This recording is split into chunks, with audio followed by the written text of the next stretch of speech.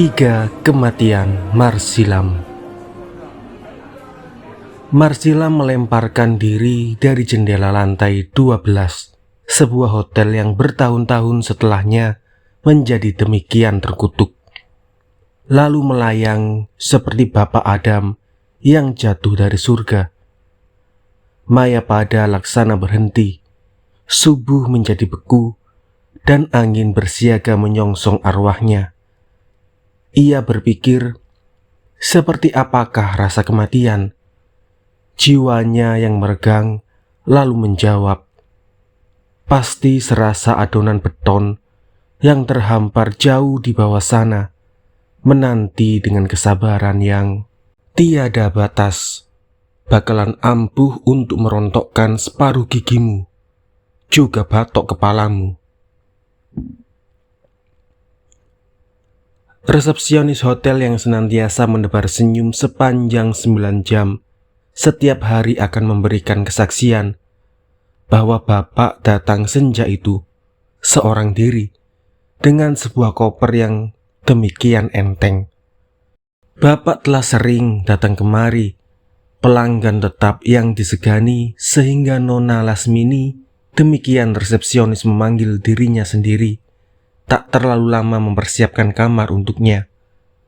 Lagi pula, Bapak tak banyak bercakap, pun waktunya dihabiskan untuk memandang lukisan di dinding lobi hotel, sehingga tak mudah bagi Nona Lasmini untuk mengingat raut mukanya dan membayangkan ada niat bunuh diri bisa terbaca di sana. Memang benar itu bukan kebiasaan Bapak.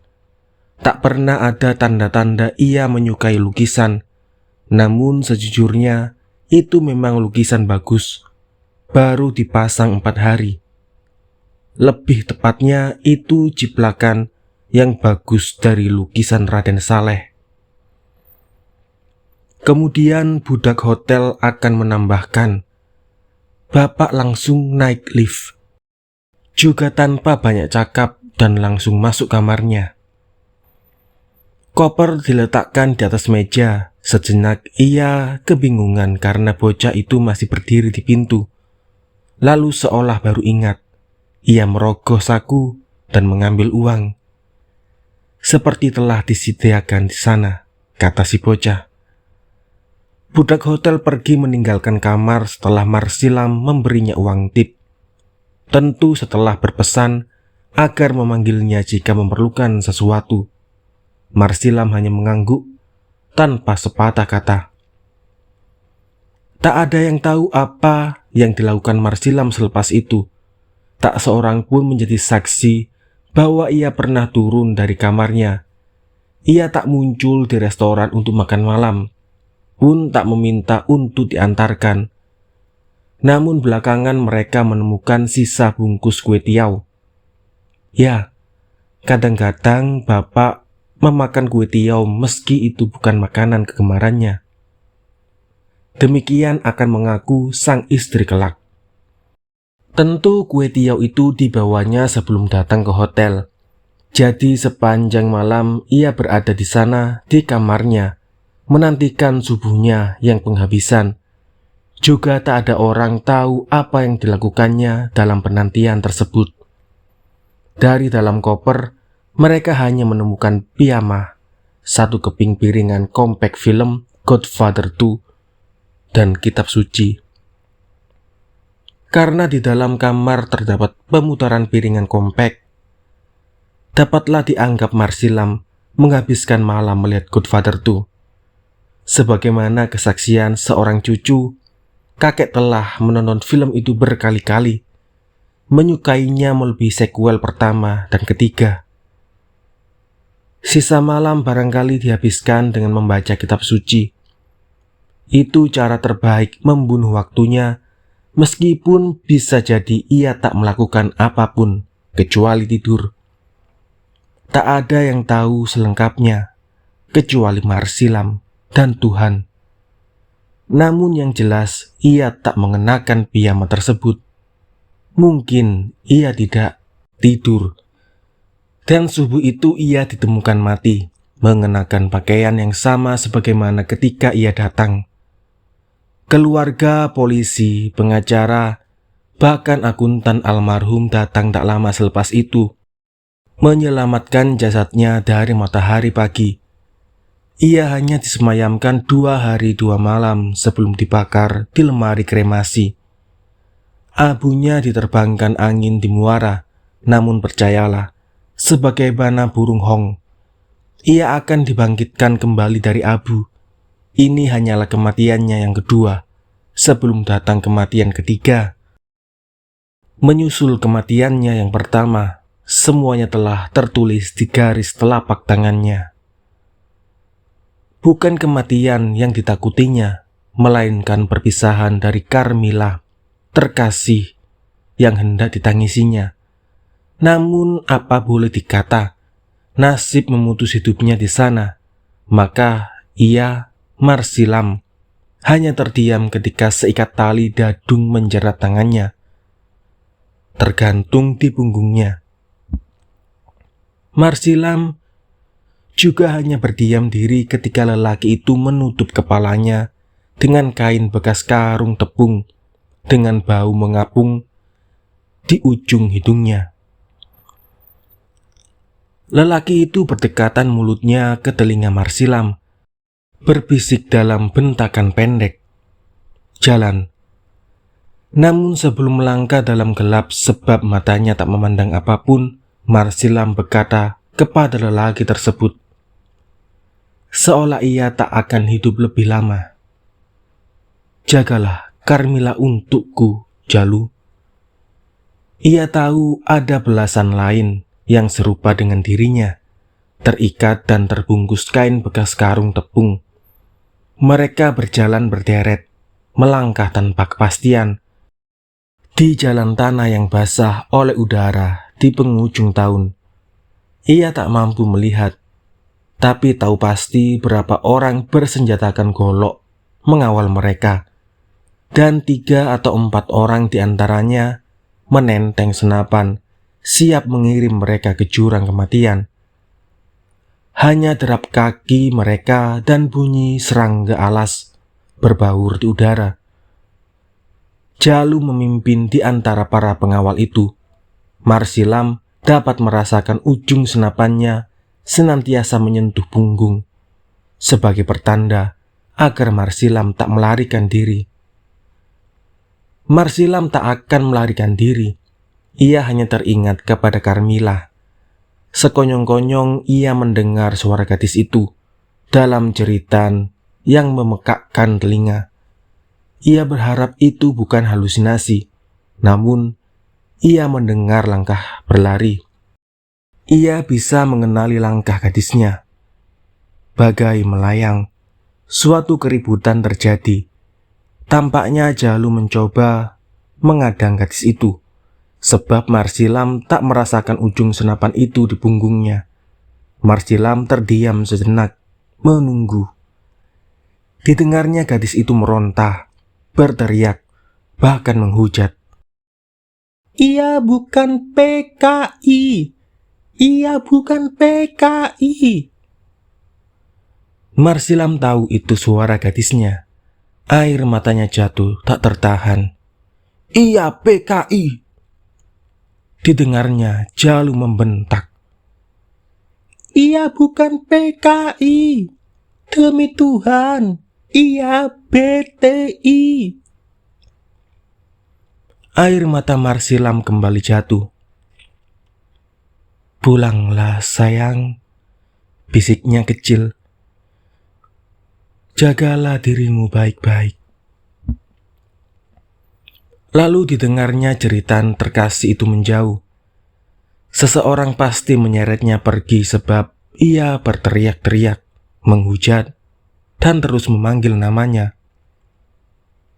"Marsilam, Marsilam, ini aku, ini aku." Marsilam tak dapat berbuat banyak, membiarkannya pergi. Itu lebih baik sebab tak semestinya Juwita hati itu akan melihat apa yang akan terjadi atas diri Marsilam. Selepas kepergiannya dan ceritanya lenyap, Jalu kembali menyuruh mereka jalan. Kali ini melintasi jalan setapak kecil. Marsilam dapat merasakan ujung rumput pedang di kiri kanan jalannya, hingga mereka tiba di sebuah tanah lapang. Di sanalah mereka diharuskan berbaris. Bahkan serangga-serangga membisu, angin beku, cahaya opor meredup.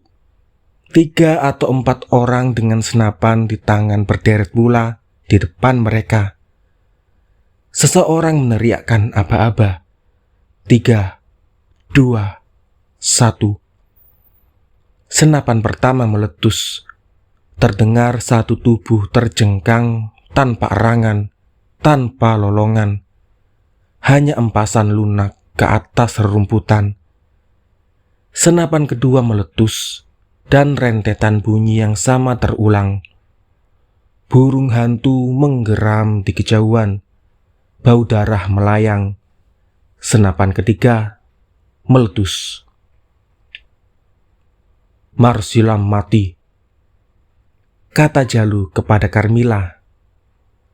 Marsilam tak akan tahu bahwa gadisnya, Carmilla, tak pernah menemukan kuburannya. Jalu atau siapapun tak pernah memberitahunya. Maka ia membuat kuburan kosong dengan nama Marsilam di atas nisannya, menaburkan bunga selama 7 tahun sebelum menghentikannya, dan segera melupakan segala kenangan atasnya. Carmilla juga tak tahu itu hanyalah kematian Marsilam yang pertama. Sesungguhnya ia akan hidup kembali, menyongsong kematiannya yang kedua dan ketiga, sebagaimana telah ditulis di telapak tangannya. "Kau lupa kepadaku?" tanya Carmilla. Perempuan itu kini sudah tua, memandangnya heran atas sambutan dingin Marsilam. Marsilam sungguh-sungguh tak ingat. Namun bagaimanapun, tidaklah patut membuat seorang perempuan menjadi lebih sengsara. Maka Marsilam hanya merengkuhnya, membiarkan perempuan itu memeluknya erat dan menangis di bahunya. Membiarkannya bercerita mengenai gadis bernama Suciwati. Gadis ini pun luput dari ingatan Marsilam. Mereka tinggal di seonggok gubuk rongsok di tepi sebuah situ kecil bau busuk. Namun itu tempat yang hebat untuk bersembunyi dari segala macam garong, juga peminta-minta. Ia hanya berteman seorang punakawan yang menyamar jadi tukang sampah, serta seorang pelayan yang bisa ditidurinya jika malam membosankan datang, menyamar sebagai pemulung. Ia hanya perlu menghabiskan waktu hingga paspor baru dan tiket ke Shanghai telah tersedia. Istrinya bilang cuma butuh 2 atau 3 minggu. Jadwal hariannya telah direncanakan. Pagi-pagi ia akan bangun dan memakan sekerat roti dengan segelas susu penuh kalsium, diselundupkan dengan kotak makan anak sekolah. Telah lama ia tinggalkan kopi dan teh. Kopi membuat jantungnya berdegup terlampau kencang, agak merisaukan untuk umurnya sekarang ini. Teh konon menyebabkan anemia, tapi buatnya sendiri yang jelas sering membuat lambungnya mual dan susah makan. Duduk di teras depan gubuknya, ia akan melihat Karsam, sang pengawal, menebasi rumput liar dan daun-daun kering. Capung terbang di pucuk pohon kepuh, kuntul terbang di permukaan air situ. Sebenarnya tinggal di villa yang dibelinya dari sisa uang pembalakan hutan Sumatera dan Kalimantan pasti lebih menarik. Tapi ia tak ingin orang-orang yang dikenalnya memergoki kebangkitan dirinya dari kematian. Tak ada siapapun yang akrab dengan hantu. Tapi barangkali Shanghai lebih hebat, pikirnya. Paling tidak ada salju. Ia tak punya ikatan apapun dengan kota itu. Tapi istrinya memaksa ke sana, sebab di sana banyak teman. Siang hari sebelum tidur ia tak lagi menonton Godfather 2. Tapi bangun dari tidur siang, ia masih bisa membaca Musashi. Akan tetapi keadaan damai itu hanya berselang sejenak. Malam itu, aroma rimba bersiap pergi, bersama dengan desah angin dan suara kesenyapan, bersama datangnya seorang lelaki tak dikenal melalui jendela yang ini bodoh, pikirnya, tak pernah digerendelnya.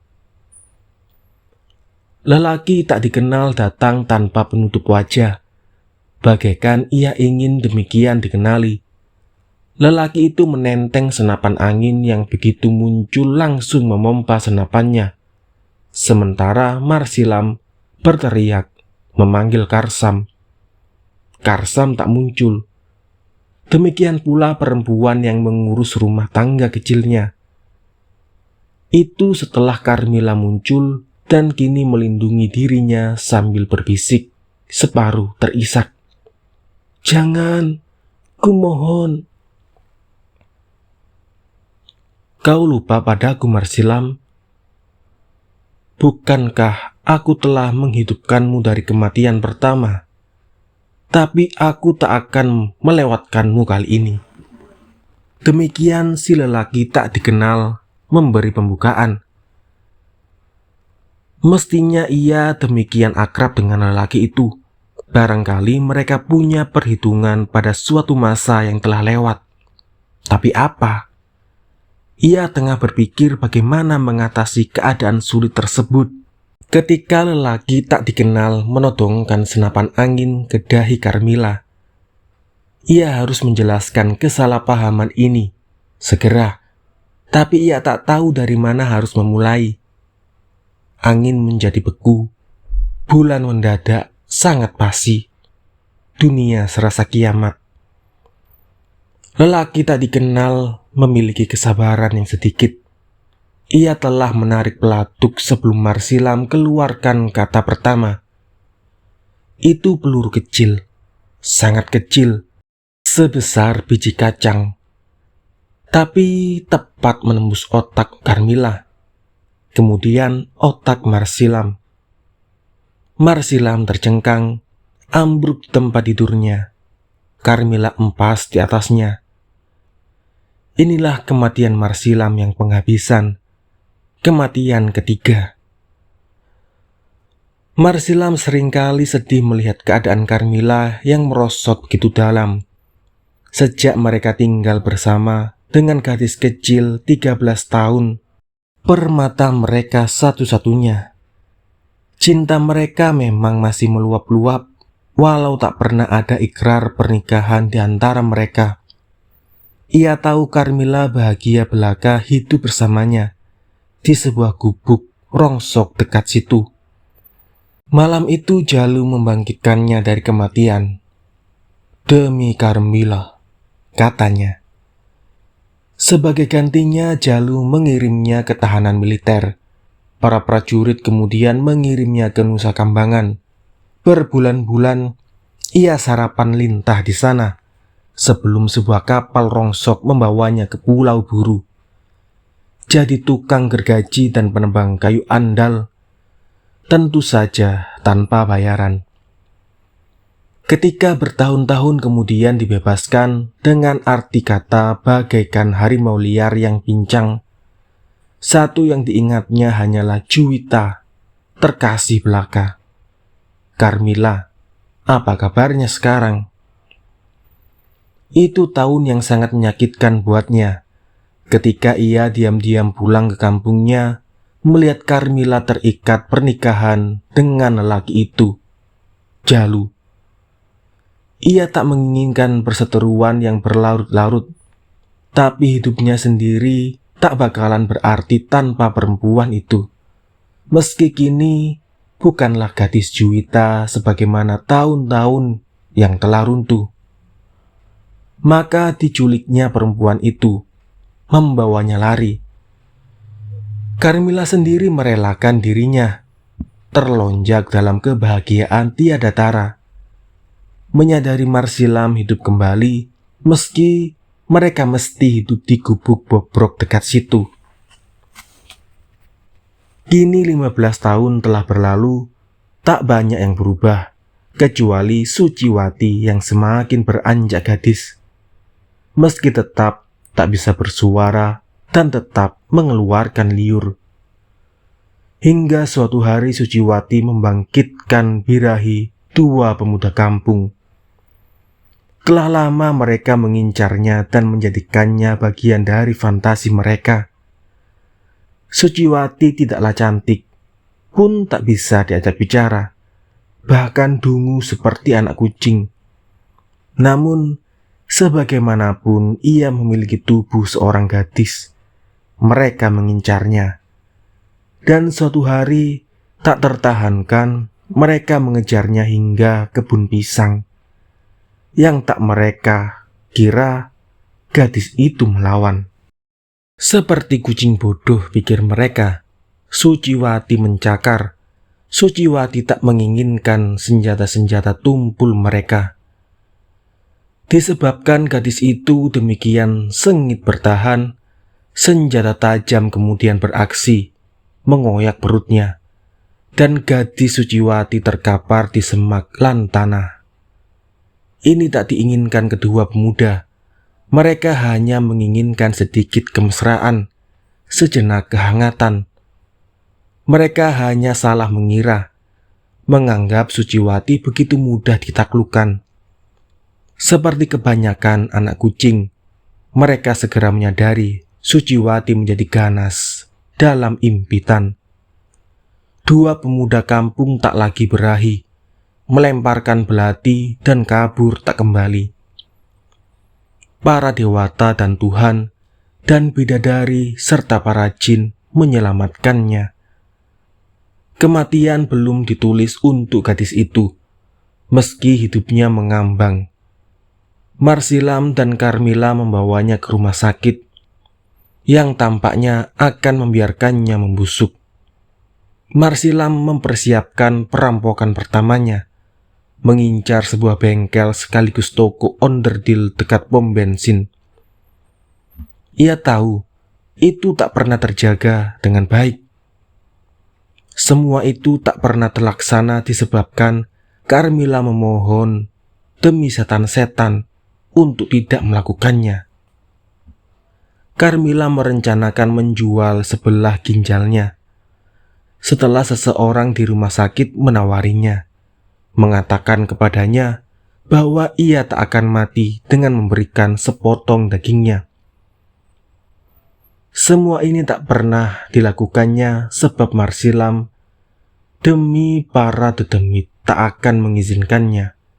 Mereka mulai menangisi kembali nasib mereka, dan langit menjadi kelabu. Hingga Marsilam teringat kepada Karsam. Tempo hari lelaki itu muncul di gubuknya, mengajaknya berbincang-bincang perihal Tuan Arman Tanah. Marsilam datang bersama Karsam dan perempuan yang akan jadi pelayannya ke gubuk itu. Tak ada penyambutan, tak ada teguran. Namun pintu gubuk dibuat terbuka begitu saja. Marsilam masuk, melihat keadaannya, menghirup udaranya, dan berpikir mengenai inilah rumahku. Tak ada lukisan di dinding, tak ada hiasan untuk dipandangi, bahkan tak ada jam dinding. Serasa waktu tak berfungsi di dalam sini. Marsilam memeriksa kamar tidur dan membayangkan ia akan bergumul dengan istrinya atau perempuan yang akan menjadi pelayannya, dan berpikir ia bisa melakukannya. Ia meletakkan koper di pojok kamar dan berbaring di atas tempat tidur. Kasur kapuk yang keras, tulang punggungnya berderik. Pelayannya mengingatkan untuk membereskan dulu tempat tidur tersebut, atau barangkali perlu memperoleh tempat tidur baru. Marsila menggeleng dan menyuruh mereka keluar. Ia akan terbiasa katanya, atau lebih tepatnya, ia harus terbiasa. Kini hanya dirinya di kamar itu, memandang langit-langit, mengenang hidup yang telah terbentang. Kembali ia memandang koper tersebut, lalu segera mengangkatnya dan meletakkannya di atas meja, ke tempat yang ia pikir lebih patut. Itu untuk gadis yang koyak perutnya karena 2 pemuda berahi. Gadisku, pikirnya. Koper itu memang penuh sesak dengan uang tunai. Bukankah aku lelaki jujur, Karsam? Tanyanya ketika ia memasukkan sendiri uang-uang tersebut ke koper. Koper yang dipergunakan Carmila ketika lari dari suami pertamanya. Sambil berbaring, ia memikirkan Marsilam yang terjun dari lantai 12 hotel tempatnya menginap. Iklan duka cita tentangnya telah dimuat di 4 surat kabar nasional, dan beritanya memenuhi halaman depan seluruh surat kabar, seolah berharap semua orang membacanya. Rangkaian bunga belasungkawa untuknya telah membuat toko-toko bunga bernapas kembali. Orang-orang menangisi kepergiannya, tulus tidak tulus. Memikirkan itu, air matanya mendadak berlinang pula. Lelaki hebat, pikirnya. Ia tak sempat menyaksikan tubuh Marsilam dibakar dan abunya diterbangkan angin di muara. Ia pun tak sempat menyaksikan lelaki itu terkapar di adonan beton tempat parkir hotel, merontokkan gigi dan batok kepalanya. Menepis keadaan sedih itu, ia mencoba memikirkan hal lain yang menyenangkan. Paling tidak, sekarang ada orang mencari-cari di mana uang-uang hasil pembalakan hutan itu berada. Sebab tak ada yang tahu selain dirinya. Juga uang pinjaman bank yang tak pernah dikembalikannya. Mereka hanya akan menyita beberapa rumah dan perusahaan yang tak lagi ada harganya. Mereka juga hanya menemukan abu yang terbang di muara. Jika ingin mengurungnya dalam bui, dan ia pun berpikir tentang salju di Shanghai. Di sana banyak teman, kata istrinya. Siapa nama orang kaya itu? Ia mengingat-ingat. Arman Tanah. Perempuan bernama Carmila datang, Tuan, kata Karsam dari jendela. Istri Tuan. Karsam membetulkan ucapannya. Ia harus membiasakan diri menjadi suami serta ayah bagi gadis malang itu, pikirnya. Barangkali ia akan membawa mereka ke Shanghai. Meski itu belum direncanakannya, namun paling tidak ia telah menepati janji kepada lelaki yang menjatuhkannya diri dari lantai 12 hotel tersebut. Uang di kopernya cukup untuk membuat kedua perempuan itu makmur hingga akhirat. Jika kurang, ia bersedia menjamin kemakmuran untuk mereka. Lalu ia dengar langkah kaki di kejauhan, tergopoh mendekati gubuk mereka. Marsilam segera bangkit dari tempat tidurnya, mematut diri dengan kagok, dan berdiri di depan cermin. Di sanalah ia mematung dan mengangguk kecil. Ada foto usang di ujung cerminnya. Sejujurnya, ia agak terpana. Benar kata Karsam, kami sangat mirip, katanya kepada diri sendiri. Barangkali karena kami berbagi kesedihan yang sama. Sekarang namaku Marsilam, bukan Arman Tanah, ia mengingatkan. Telah bertahun-tahun Jalu mencari jejak istrinya, serta lelaki yang membawanya lari hingga menemukan jejaknya di gubuk bobrok dekat situ. Ada seorang tukang sampah yang mesti dilumpuhkannya, serta perempuan pemulung. Lalu ia masuk dan membunuh mereka berdua, cukup dengan satu peluru sebesar biji kacang. Ketika hendak pergi, ia melihat koper itu di atas meja, koper yang dipergunakan Carmilla ketika lari darinya. Dibakar api cemburu, diambilnya koper itu untuk diseret dan dilemparkan ke rawa-rawa situ untuk tenggelam ke dalam lumpur. Dan seekor burung hinggap di dahan kepuh, dan seekor musang menangkap seekor betok.